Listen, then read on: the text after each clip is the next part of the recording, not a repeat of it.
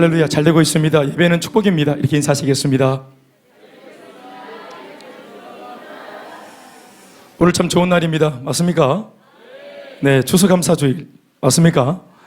네, 늘 감사하지만 특별히 감사를 한 번 더 고백하고 또 그 강조점을 감사에다 두는 그런 은혜 예배 시간인 줄로 믿습니다. 우리는 농경시대에 살고 있지 않고 또 우리가 농사하는 사람이 아닙니다. 그러나 추수할 것이 뭔지, 뭘 감사하는 것인지라고 할 때 우리는 그저 다른 것이 아니라 우리의 삶을 추수했다, 이렇게 볼 수 있는 것입니다. 그래서 농부는 내가 아니라 내 삶이 추수가 되었다라고 볼 때 내 인생을 경영하고 경작하고 내 인생을 잘 이끌어서 이렇게 아름답게 이렇게 생존할 뿐만 아니라 건강하고 또 대단하진 않지만 그래도 다복하게 또 사랑하는 우리 가족들과 이렇게 살아내고 있는 이 삶 전체가 하나님이 내 인생을 잘 추수하기까지 인도해 주셨기 때문이라고 믿는 것입니다. 그래서 추수는 내가 한 게 아니고 내 인생을 누가 추수해서요? 2020년도 한 해의 삶을 하나님이 우리 삶을 경영하셔서 지금 추수하신 것입니다. 다 아멘하시고, 우리 모두를 다 오늘 최청호 형제님의 간증 못지않은 그런 간증들이 다 있도록 하나님께서 우리의 삶을 한 해 동안 인도하신 줄로 믿습니다.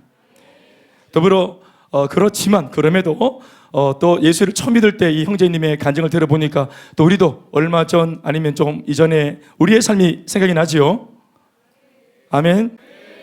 신기한 건 뭐냐 하면은 저는 30년 전에 예수를 믿었잖아요. 근데 30년 전에 예수를 믿었던 시간도 다르고 공간도 달라요. 제가 저는 삼덕동에서 예수를 믿었거든요. 근데 우리 최창호 형제님은 저기 어딥니까? 백천동에서, 경산 사동 쪽에서, 거기서 좀 이번 여름 초에 예수님을 믿게 됐는데, 희한한 것은 시간과 공간이 다르고 그렇게 예수를 믿었는데도, 자기 골방에서 예수를 개인적으로 믿었는데도 이야기를 딱 해보면은 그 예수가 같은 예수입니다. 네. 미스터 피터 싱. 인도에서 예수를 믿었죠? 몇 년도에 예수를 믿었어요? 몇 년도에? 언제 예수님을 믿었어요? 6년 전에 6년 전에 예수님을 믿은 저 인도에서, 뉴델리에서 예수를 제가 영어를 할 줄 알지만 우리 피터 형제가 한국말을 알아듣습니다. 그래서 굳이 욕볼 거 없잖아요. 그래서 제가 요즘에 한류 모르세요? 한국말 얼마나, 한국말 따봉이 돼.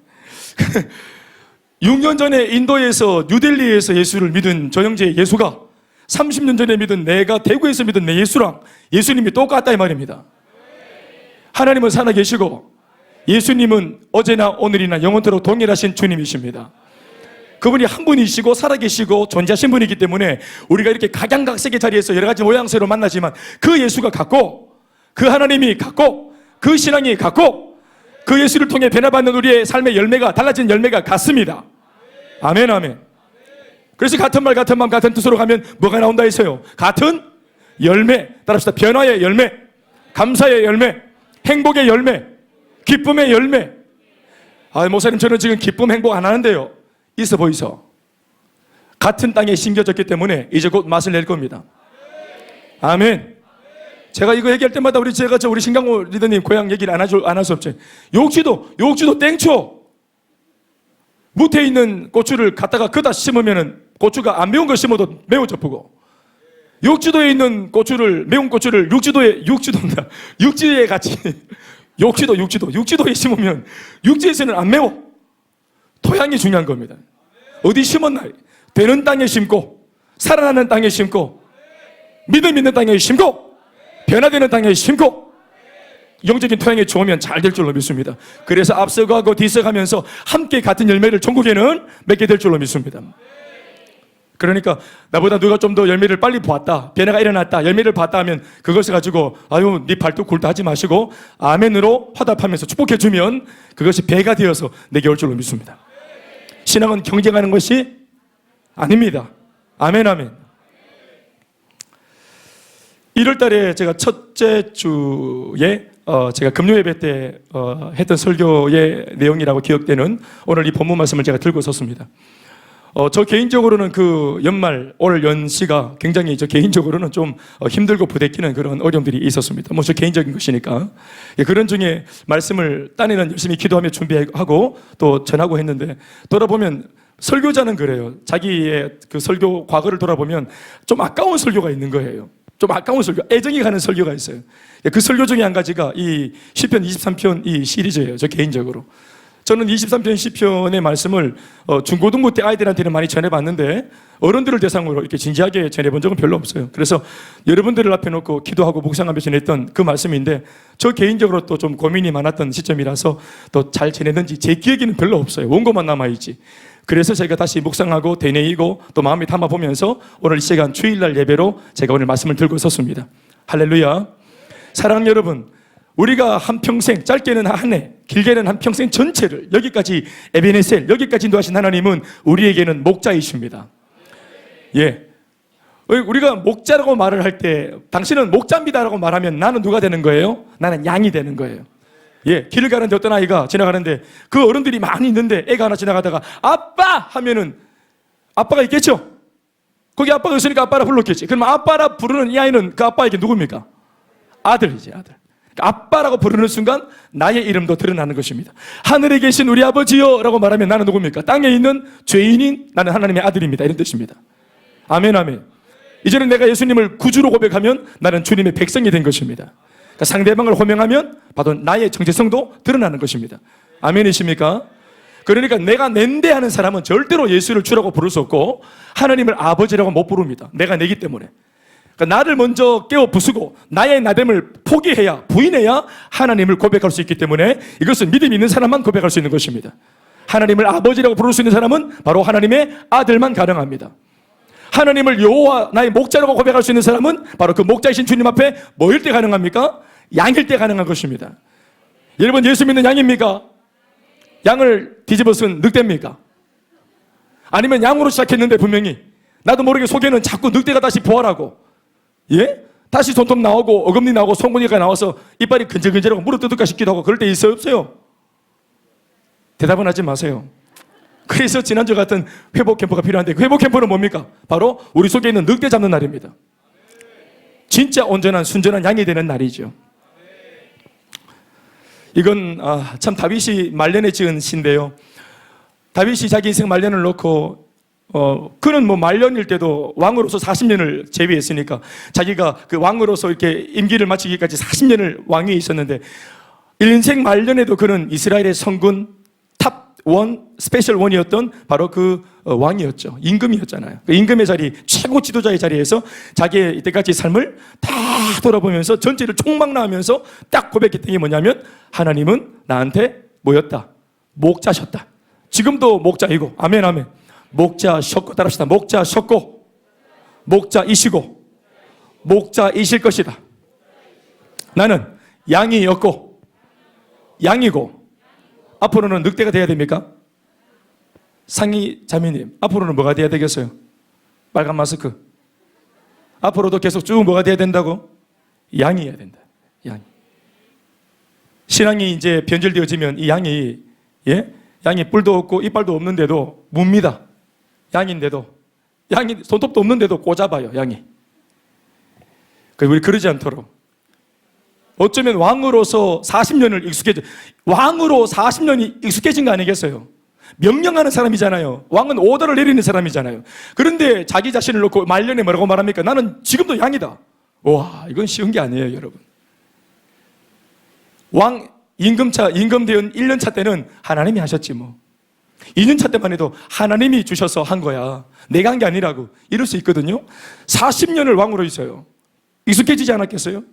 그때는 이제 어때요? 사람들이 막, 예, 왕 이러고 또 임금님 이러니까 얼마나 그 속에, 예, 어떤 내가 낸다는 게 생길 수 있겠어요? 아, 그래. 하나님이 하셨지만 나도 좀 했지. 하나님이 하신 게 맞지만 나도 좀 기여했지. 나도 열심히 했지. 그래서 하나님이 안 알아주면 섭섭하고 남들이 인정해주지 않으면 볼따고가 나고 이런 게 슉슉 생긴다. 그래, 양이 뿔이 난다 이 말입니다. 그래서 마지막까지 내가 하나님 앞에 당신은 나의 목자십니다. 그러니까 나는 양입니다. 이러기가 어려워요. 왕이 양일 수 없습니다. 그런데 왕이지만 하나님 앞에서는 나는 양이라고 말하는 이 여전한 신앙의 모습을 오늘 우리가 포커스로 삼아야 하는 것입니다. 1절 말씀으로 오늘 말씀을 전하겠습니다. 따라합시다. 여호와는 나의 목자시니 내가 부족함이 없으리로다. 김대현 목사의 철학으로 듣지 말고 하나님의 말씀으로 들으면 은혜가 충만하게 됩니다. 다윗은 자신의 인생 말년에 한 번뿐인 자신의 인생을 지금 이 순간 여기까지 인도하신 하나님에 대하여 오늘과 같은 시를 지으면서 이렇게 노래했습니다. 그 고백은 의외로 단순합니다. 내용이 단순합니다. 그러나 단순하지만 명확하고 정확합니다. 바로 여호와는 나의 목자시다, 여호와는 나의 목자이십니다 하는 겁니다. 그리고 그 목자이신 여호와로 인해서 자신의 인생은 절대로 부족함이 없었다라고 고백합니다. 부족함이 없는 인생이라고 노래하는 다윗은 그 당시 이스라엘의 왕이었기 때문에 자신의 풍족한 이 환경 덕분에 부족함이 없다고 노래할 수 있었는데도 그렇게 하지 않고 그것이 아니라고 본 겁니다.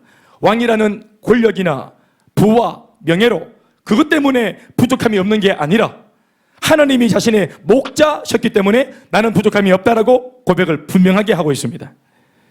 실제로는 여러분, 왕도 부족하고 왕도 후달립니다. 왕이라고 다 충만한 게 아닙니다. 고대 사회입니다, 여러분. 고대 사회에서는 왕이 되었다고 다 끝난 게 아닙니다. 내부적으로는 암암리에 왕을 암살하는 그런 모의하는 자들이 얼마든지 있었고요. 외부적으로도 외세의 침공이 늘 있었던 터라 왕이 되어도 심신이 피곤한 것은 다를 바가 없는 것입니다. 부자도 부자 나름대로 고민이 있고 권력을 쥐고 있어도 고민이 있는 것처럼 왕이 되어도 심지어는 고민이 있는 겁니다. 여호와가 나의 목자라는 고백은 다윗 자신이 목동 출신이었기 때문에 그만이 노래할 수 있는 다윗만의 독특한 고백입니다. 자신은 왕이었지만 늘 불안했다. 그런데 이런 불안증을 사람한테 말 못하는데 지난 내가 왕이 있는 동안에도 하나님이 알게 모르게 음으로 양으로 내 마음속에 평안을 주고 나를 인도해 주시는 나의 길라잡이였고 나의 사는 목자였다. 상대를 향해 목자라고 고백하는 것은 반대로 자신의 정체성에 대한 고백이 이미 그 고백 속에 함께 내포되어 있다고 저는 말씀을 드렸습니다. 목자라고 했으니까 나는 양이라는 고백입니다. 하나님 앞에 있는 다윗 자신은 처음도 양이었고 지금도 양이라는 사실을 그는 한시도 잊어먹고 있지 않습니다. 여러분, 이것이 쉬워 보이지만 결코 쉬운 것이 아닙니다. 하나님 앞에서 한결같을 수 있다는 것은 정말 귀한 신앙이요 귀한 은혜입니다. 게다가 왕이 되어서도 가장 강력한 탑 1의 그 스페셜 1의 자리에서 최고의 권력을 쥐었음에도 불구하고 여전히 자신의 정체성은 내 속사람은 주님 앞에서는 양이다 라는 사실을 붙들고 있다는 것은 대단한 말입니다. 우리 중에는 예수 믿고 양으로 은혜롭게 시작했다가 늑대로 돌변하는 경우가 다반사입니다. 세상에서 왕이면 하나님 앞에서도 왕의 태도를 취하는 경우가 생깁니다. 회사에서 사장이 하나님 앞에서도 사장인 것처럼 착각할 때가 있고 세상에서 가르치는 교사가 교회 와서도 늘 가르치려고 듭니다. 배우려고 하지 않습니다. 교회에서도 자기가 교수요, 교회에서도 교사가 노릇을 하려고 합니다. 그래서 이 정체성을 신앙 안에서 분명히 하기가 굉장히 어렵다 이 말입니다. 세상에서 뛰어난 사업을 경영하는 이 경영자가 정말 뛰어난 사람이지만 하나님 앞에서만큼은 자신의 인생의 경영을 주님께 맡길 수 있는 그것이 되어져야 그게 신앙입니다. 세상에서 뛰어난 의사가 하나님 앞에서 자신의 인생의 치료자로 하나님을 고백할 수 있다는 그것이 바로 신앙입니다. 신앙은 애티튜드입니다. 하나님 앞에서 가지는 나의 태도와 그리고 성실한 자세입니다. 한결같은 양일 수 있는가? 같은 애티튜드를 가질 수 있는가? 하는 것입니다. 아멘이십니까? 오늘 여러분들은 양으로 계십니까? 아니면 불을 달고 계십니까? 오늘 여러분들은 알곡입니까? 알곡이 피워지면서 가라지가 껍데기가 되고 있습니까? 여전히 처음 만났던 그 사랑처럼 내 속에 주를 향한 진득한 사랑이 여전히 자리하고 있습니까? 예배가 감격스럽습니까? 찬양할 때 눈물이 납니까? 한 영혼 때문에 울 수 있습니까? 먼 길이라도 내 개인의 일상이 바쁘더라도 용모가 바쁘더라도 복음 전할 영혼이 있다고 말을 들으면 손살같이 내려놓고 달려갈 수 있는 그 은혜가 있습니까? 그러면 양입니다. 내 도움이 필요한 사람이 보면 눈물이 나고 왠지 성령이 거룩한 부담감을 주시면서 내가 그 사람 도우러 거기에 가야 될 것만 같은 거룩한 부담감이 나를 충동질합니까? 그러면 양입니다. 그런데 무심합니까? 관심이 없습니까? 열심히 하는 사람들을 보면 참 좋을 때다, 나도 옛날에 그랬었는데 좋을 때다 이런 마음이 듭니까? 노련해졌습니까? 양이 아니고 있는 것입니다. 오늘 우리는 이 말씀을 통해서 하나님은 목자의 자리에, 우리는 양의 자리로 돌아가야 합니다. 그러면 감사의 고백들이 일어납니다. 그러면 감사할 좋은 일상들의 변화가 일어납니다. 위치가 바뀌었기 때문입니다. 포지션이 달라졌기 때문에, 궤도에서 이탈했기 때문에 더 이상 감사가 사라지는 것입니다. 다윗 자신이 어려움에 처했을 때는 도움이 필요한 양이었고, 자신이 이스라엘의 왕이 되었을 무렵에도 그는 목자의 인도와 이끄심을 구하는 불쌍한 한 마리 양일 뿐이라는 사실을 잊지 않았습니다. 자신은 불쌍한 양입니다. 주님, 나를 불쌍히 여겨달라고 엎드릴 줄 아는, 고기를 조아릴 줄 아는 그런 왕이었습니다. 그러니까 롱런하는 것입니다. 그러니까 오래 가는 것입니다. 보통은 어려움을 당할 때는 목자를 원망하면서 스스로 양의 길을 거부하는 사람도 있고, 반대로 너무 잘 될 때는 마치 자신이 목자인 것처럼, 자신이 주인인 것처럼 정신없는 행동을 하는 사람도 많은데 반해 다윗은 그러지 않았다는 점이 일반적인 사람들과 다른 점입니다. 그것은 다윗이 목동 출신이기 때문에 그 누구보다 목자의 마음을 잘 이해하고 있고, 또 양의 입장도 잘 이해하고 있었기 때문에 이것을 계속해서 고백할 수 있었던 것입니다. 단순한 듯 보여지는 그의 이 짧은 고백, 여호와는 나의 목자, 하나님은 나의 목자시다 라는 이 고백을 이해하기 위해서는 잠시라도 다윗의 지난 목동 시절을 되짚어 볼 필요가 있습니다. 다윗은 유목민 생활을 했던 아버지 이새의 8번째 막둥이로 태어나서 위로 7명의 형들과 안정된 가정에 살았던 유년 시절을 보냈습니다. 그러나 그것은 겉으로 보여지는 가정의 모습이었지 실제로는 하나뿐인 아버지로부터 편애를 당했습니다. 다윗 말입니다. 그리고 7명의 형들한테서도 늘 치이고 늘 그렇게 막 그냥 구박받는 천덕꾸러기 신세였습니다. 집안의 중요한 일에는 당연히 그는 끼지 못했고, 오히려 모두가 꺼리고 탐탁지 않은 허드렛 일에, 그 뭐 좋지 못한 일, 굳은 일에 언제나 다윗이 그것을 도맡아 하는 이런 천덕꾸러기였습니다. 이러한 개념이 사실 저와 여러분들 우리나라의 어떤 양육의 개념에서는 이해가 잘 안 됩니다. 저도 저희 딸들이 많지만 셋째는 가장 약하기 때문에 많이 도와줘야 되기 때문에 사랑이 가는 겁니다. 막내를 사랑하는 것은 1번과 2번을 미워하는 게 아닙니다. 왜 사랑합니까? 도움이 많이 필요하기 때문에 사랑을 더 해주는 겁니다.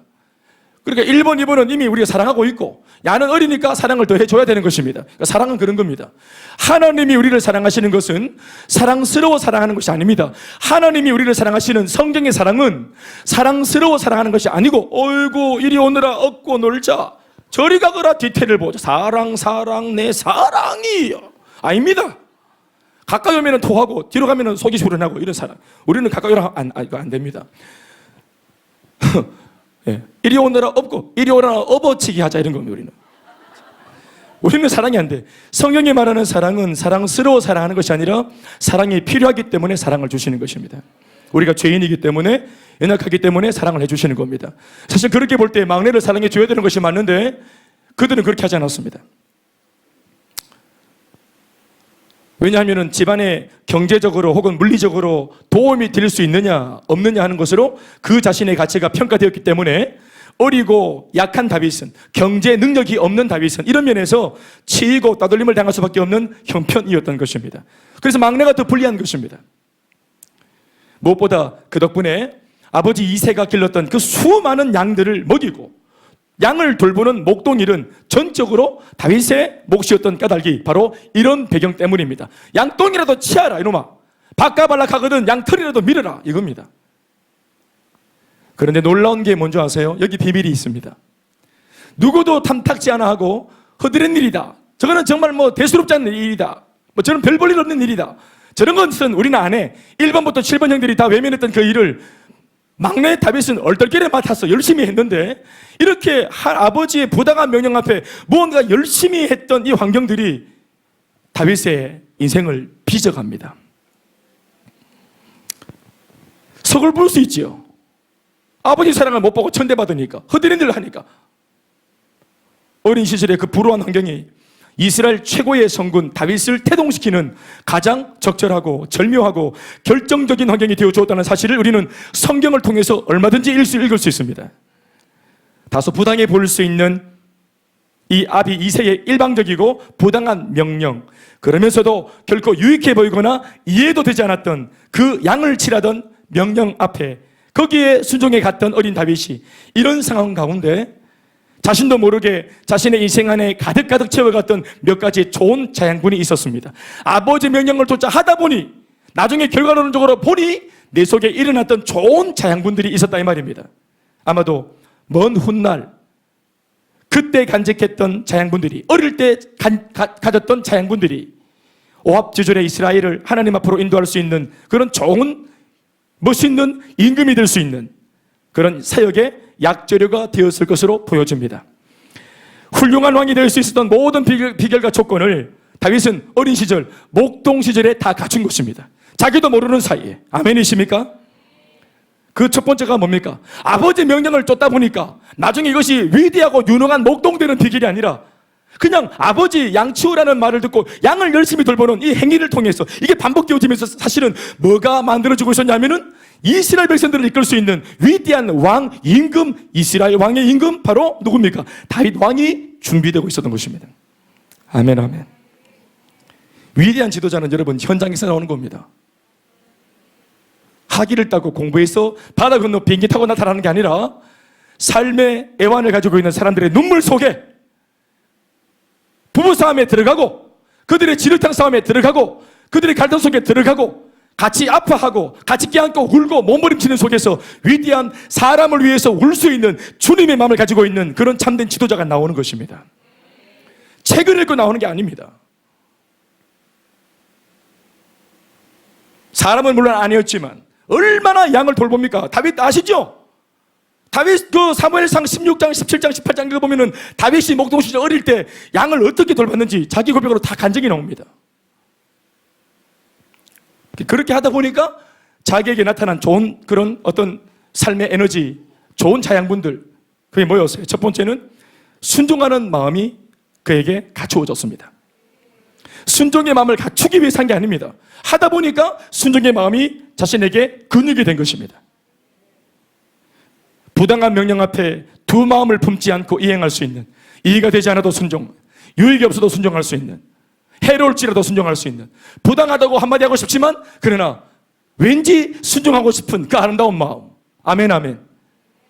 그것도 의롭고 대단한 명령 앞이 아니라 별 대수롭지 않은 양치워라, 너는 이번 명절에 잔치집에 오지 말고 집에서 청소나 해라 이놈아 하는 이런 아버지의 부당한 명령 앞에 순종했던 이 순종들이 모여서 나중에 왕이 되어서도 하나님 앞에 뻣뻣하지 않을 수 있는 순종하는 왕이 될 수 있었던 것입니다.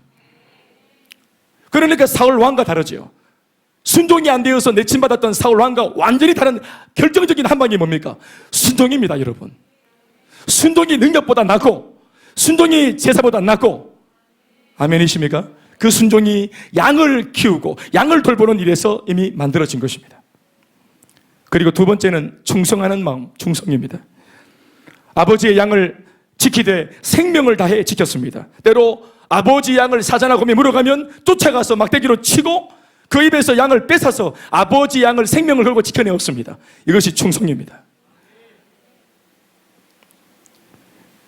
열심히 있는 사람들은 여러분 24시간 하는 저 편의점을 돌봐도 열정적으로 최선을 다하는 그런 사람이 있어요. 일하는 거 보면 얼추 그 집 사장 아들 같아요. 이렇게 열심히 하고 정직하게 하고 부지런히 하고 안 보는데도 새벽에도 몰래 막 주주밥 안 먹고 몰래 비비빅 이런 거 안 먹고 하드 안 먹고 얼마나 정직하게. 그 집 아들인 줄 알았어요. 나중에 알고 보니까 아르바이트 학생이. 아들은 어떡합니까? 새벽에 식 들어와서 아버지 돈 수 훔치고 나갑니다. 편의점에 옛날 제 친구 보니까 편의점 아르바이트 할 때 보니까 게디 앞에 그 집에 아들 놈은 내 그냥 놀러 다니는데 밤 새벽 3시만 되면 들어와가지고 여기 이제 아버지가 버려놨는 이거 아르바이트생 앉아 있는데 이걸 한 뭉치씩 다 들고 나갔거든. 그냥 자기 얼굴이 자기 신분이 그냥 이게 뭐 그냥 패스워드야 그냥. 그리고 마지막은 리더십입니다. 하라 하는 것이 아니라 해보자 하는 리더. 시키는 리더가 아니라 함께 가자고 말하는 청유형 말을 쓰는 그러한 리더. 앞서가면서 함께 가자고 말하면서 이쪽으로 오라고 말하면서 먼저 폰을 보이고, 아멘이십니까? 양질의 초원으로 인도하고 때로는 위기에서 보호하는 책임지는 리더. 물론 이런 것 말고도 더 찾아볼 수 있겠지만 하나님 앞에서 성군 다윗이 가진 가장 대표적인 소양들 중에서는 이 세 가지가 가장 중요한 역할을 한 것으로 여겨집니다. 다시 한번 따라하겠습니다. 순종. 다 따라하실까요? 순종, 충성, 리더십. 이것이 누구한테 필요한 것이었어요? 바로 한 나라의 왕이 되기 위해서 필요한 소양들이었습니다. 그런데 이것은 어디에서 배웠어요? 저 들판에서 양들을 돌보는 허드렛 일을 하는 그곳에서 배웠습니다. 아멘, 아멘. 오늘 여러분들이 열심히 하고 있는 그 일이 여러분 그 일만 하다가 죽는 인생이 아닙니다. 거기에서 인정을 받으면 하나님이 다른 곳에서도 여러분들의 열정을, 같은 원리의 열정을, 이 사람은 여기에서 열정적이면 여기에 갖다 놔도 열정적이라. 그러니까 하나님께서 더 좋은 곳으로 옮기시게 하시고 삶의 지경을 넓히시고 사업의 지경을 넓히시고 우리의 삶의 지경을 넓히시고 작은 것에서 인정받은 그 사람을 더 위대하고 좋은 곳으로 인도하시는 것입니다. 결판은 작은 것에서 나는 것입니다. 사무엘상 16장 1절의 말씀을 참고로 읽어보면 당시 베들레헴 저 총구석에 처박혀 있던 이런 어린 목동 다윗을 두고 누구도 눈여겨보지 않는 너무나 그냥 그런 별 볼일 없는 이 다윗 목동을 보고 하나님만큼은 역사의 무대 앞에서 공식적으로 가장 최초로 언급하는 장면이 적혀 있습니다. 다윗을 하나님이 제일 먼저 언급하시는 장면이 이겁니다. 사무엘상 16장 1절 다 같이 시작.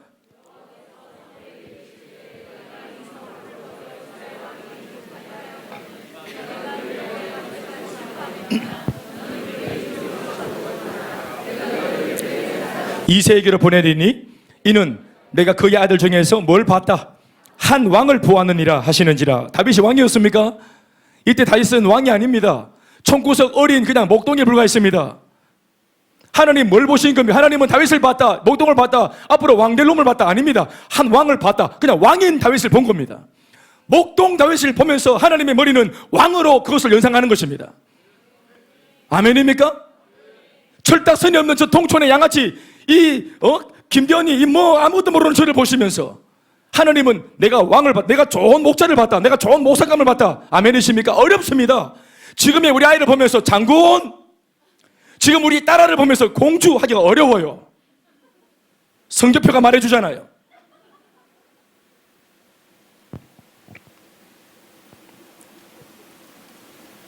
사울왕의 불순종과 함께 그는 버림을 받은 동시에 그 동시간대에 이미 하나님의 시선은 어디에 있습니까? 바로 어린 목동 다윗에게 있습니다. 이미 그 당시 다윗은 어린 목동에 불과했어요.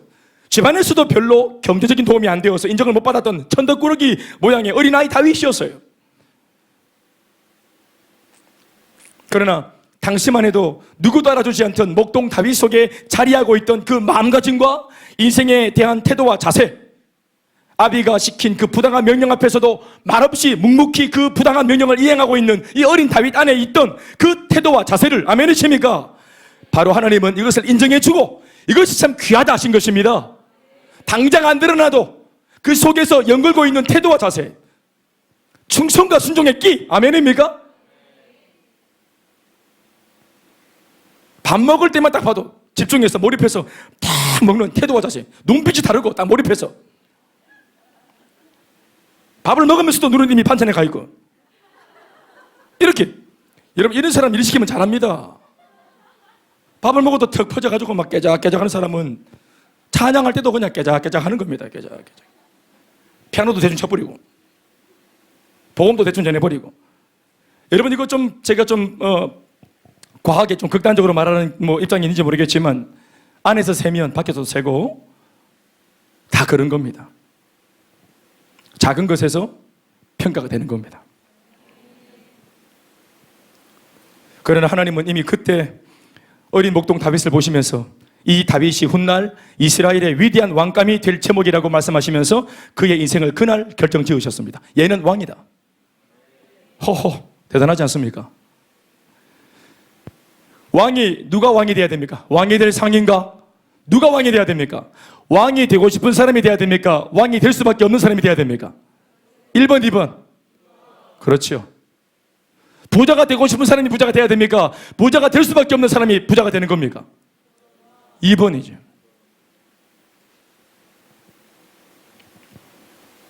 목동 다윗 안에서 성군 다윗을 볼 수 있는 것, 그 다윗 왕을 볼 수 있다는 것, 이것이 바로 우리 하나님의 영적인 시선이요 우리를 보시는 안목인 줄 믿습니다. 지금 말입니다. 바로 이런 영적인 가치관으로 사람을 눈여겨보라고 하나님은 누가복음 16장 10절과 같은 말씀이 우리에게 주어진다고 말씀하셨습니다. 누가복음은 이렇게 우리에게 말씀하고 계십니다. 다 같이 읽어보실까요? 시작.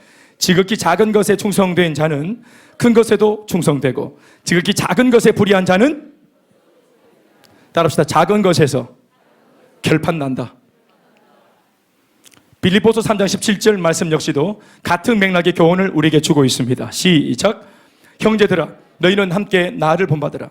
그리고 너희가 우리를 본받은 것처럼, 뒤에 있습니다. 시작. 그와 같이 행하는 자들을 뭐해라? 매사에 열정적이고 매사에 순종하고 매사에 어디 있든지 작은 것에도 한결같은 그 사람을 뭐해라? 눈여겨봐라. 교회에서 이러한 사람들을 눈여겨봐야 됩니다. 하나님이 눈여겨보십니다. 아멘, 아멘. 그 후 실제로 왕이 되는 일은 몇 차례의 과정을 이제 밟으면서 10년의 과정을 겪으면서 정말로 그는 목동의 자리를 떠나서 하나님의 말씀처럼 진짜로 위대한 순종할 줄 알고 충성할 줄 아는, 그리고 자기가 하나님께 충성하고 순종을 잘했으므로 이후에 왕이 되었을 때 자기를 따르는 사람들도 자기에게 순종하고 충성할 수 있는 좋은 일꾼을 거느릴 수 있는 그런 획득된 권위를 가지게 된 것입니다. 말씀 맺겠습니다.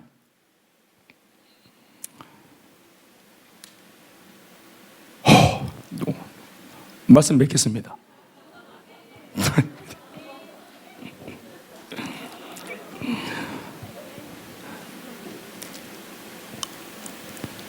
이 여호와가 동시에 여러분들의 하나님이 맞고 동시에 여러분들의 목자가 맞으십니까? 마음에 손을 얹고 따라합시다. 가슴에 손을 얹고. 여호와는 나의 목자시니 내가 부족함이 없습니다. 제가 부자라고 하는 이 정의를 한번 생각해 봤는데, 부자는 소유로 평가를 받잖아요.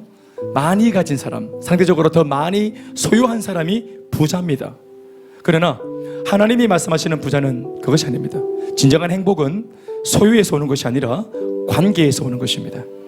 하나님이 나의 목자가 되고 나는 하나님의 어린 양이 되어져서 때마다 시마다 나를 돌보는 목자가 늘 내 옆에 있다는 사실.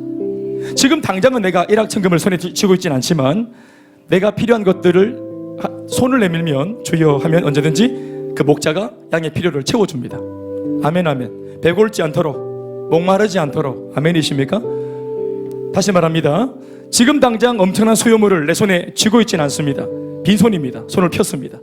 그러나 아무것도 없는 이 손에 아버지여 하면 하나님이 필요를 채워주시고 얹어주십니다. 필요를. 아나, 따라합시다. 아나.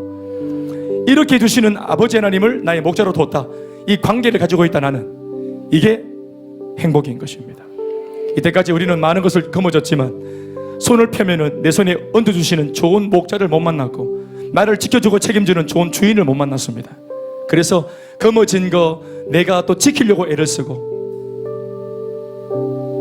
안 가져도 전쟁이에요, 가져도 전쟁이에요, 건강해도 전쟁이에요, 안 건강해도 전쟁이에요. 우리는 그렇게 전쟁이 많았습니다. 왜냐하면 양에게는 천적이 있잖아요. 양에게는 목자도 있지만 목자를 떠나는 순간 양에게는 반드시 천적이 따라 붙습니다. 인생에는 밤이 옵니다. 반드시 인생에는 풍랑이 옵니다. 공평합니다. 그때 나를 지킬 목자가 있느냐? 안전장치 있습니까? 여러분들을 책임져주는 목자가 있습니까? 돈을 믿고 있습니까? 사람을 믿고 있습니까? 책임지지 못합니다. 그것이 내 평생을 책임지는 좋은 목자, 나는 그분 앞에 어린 양. 관건은 하나님은 목자의 자리를 떠나지 않지만 양인 우리가 양으로 시작해서 자꾸만 변질될 수 있다는 것입니다. 다시 이리로 돌아가고 다시 물어뜯는 맹수로 돌아가려고 하는 우리의 본성들이, 자꾸만 양의 껍데기를 벗고 싶어하는 이런 본성들이, 남을 물어뜯고 핥히고 권모와 술수로 내 주장으로 살고 싶은 이런 우쭐대는 마음들이 늘 이 양 속에 있다는 것이 우리의 기도 제목입니다. 오늘 이 말씀을 통해 목자의 자리는 언제든지 거기에 있으니까 우리가 둘째 아들처럼 양의 자리로 돌아오면 하나님은 미쁘시고 의로우사 우리의 모든 죄를 용서하시고 우리를 모든 불의에서 깨끗하게 하시고 씻어내셔서 흰 눈보다 더 희게 우리를 순결한 양으로 만들어 주실 것입니다. 따라합시다. 양이 되십시오. 인생의 성공의 비결은 거기에 있습니다. 자, 우리 인사하시겠습니다. 아름다운 양이 되십시오. 순전한 양이 되십시오. 하나님이 목자가 되어 주십니다. 모든 영광 하나님께 박수하시겠습니다.